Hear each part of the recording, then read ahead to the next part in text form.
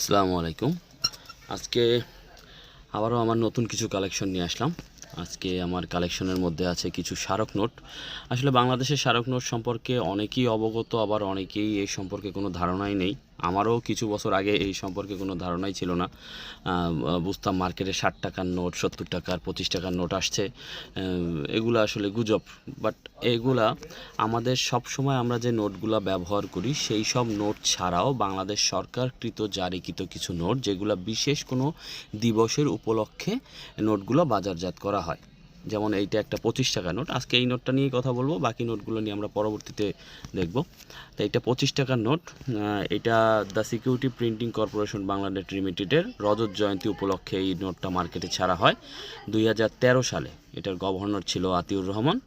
1988 সাল থেকে 2013 সাল এই যে বাংলাদেশ সিকিউরিটি কর্পোরেশনের বিল্ডিংয়ের একটা ছবি, সামনে শাপলা ফুল, এই পাশে আমাদের স্মৃতিসৌধ, হরিণ, দোয়েল পাখি এবং কিছু প্রচলিত বাংলাদেশের নোটের ছবি দেয়া আছে। এই এই যে নোটটা, এটা বাংলাদেশের যতগুলা 14টা নোট আছে, স্মারক নোট, এর মধ্যে 3টা নোট প্রচলিত যেগুলো মার্কেটে চলে, আর বাকি 11টা নোট হলো সংরক্ষণের জন্য। এই যে গ্রহণ বিনিময়যোগ্য নয়, ওখানে লাল কালি দিয়ে লেখা আছে বিনিময়যোগ্য নয়, এরকম বিনিময়যোগ্য নয় 11টা, আর 3টা আছে যেগুলো মার্কেটে চলে। যেমন বাংলাদেশের যে 200 টাকার নোট, এটাও কিন্তু একটা স্মারক নোট, কিন্তু সেটা গ্রহণযোগ্য, মানে লেনদেনযোগ্য আর কি। সেটায় লেখা আছে বিনিময়যোগ্য, আর এটায় লেখা বিনিময়যোগ্য নয়।